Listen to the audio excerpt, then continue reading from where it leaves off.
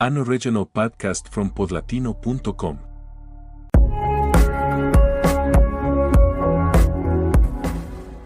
When you hear the opening chords of Sympathy for the Devil, it's impossible not to feel a chill. The Rolling Stones didn't just play music. They summoned something larger, darker, and often dangerous. The legend that Mick Jagger and Keith Richards sold their souls for fame is more than tabloid gossip. It's a myth deeply tied to the cultural storms of the 1960s. London, 1968. The world was on fire. Vietnam, student protests, assassinations. Amidst the chaos, the Stones released Beggar's Banquet, an album drenched in menace. Sympathy for the Devil was its crown jewel, Jagger's silky voice channeling Lucifer himself. For many fans, it wasn't just a song, it was a confession. Had the band crossed a line? The rumor spread fast. Jagger, fascinated by occult writings and surrounded by figures dabbling in mysticism, was flirting with forces best left untouched. Marianne Faithfull, his partner at the time, introduced him to books on witchcraft. Brian Jones, the band's tragic founding member, was also drawn to the darker edges of culture. To outsiders, it looked like more than teenage rebellion. And then came Altamont, December 1969. The Stones organized a free concert in California, their answer to Woodstock. But peace and love quickly turned to chaos.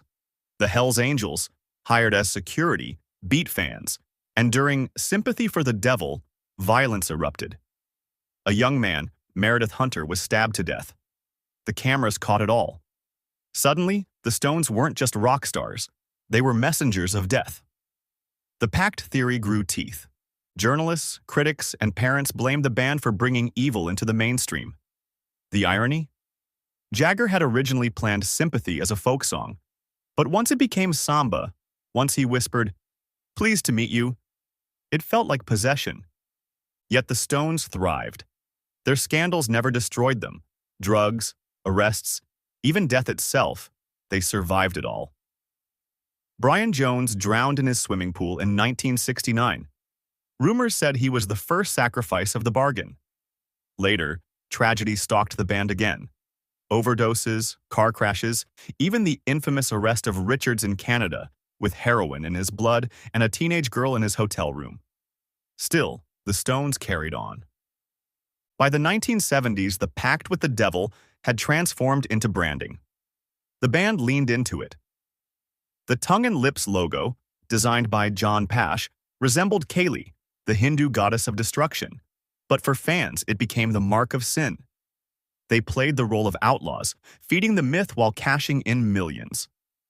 But ask yourself, how could a band that lived so dangerously, partied so relentlessly, and angered so many institutions still be standing today? Mick Jagger is now knighted. Keith Richards, who should have died 100 times, still plays with a grin that says he knows something we don't. Maybe the joke is on us. The Rolling Stones didn't need a literal contract in blood. They understood something better. Scandal cells. Death, danger, and the devil were just instruments in their symphony of survival. And yet, when you watch footage of Jagger prowling the stage, when Richards strikes a riff that feels eternal, you can't help but wonder, did they outsmart the devil, or did they become him?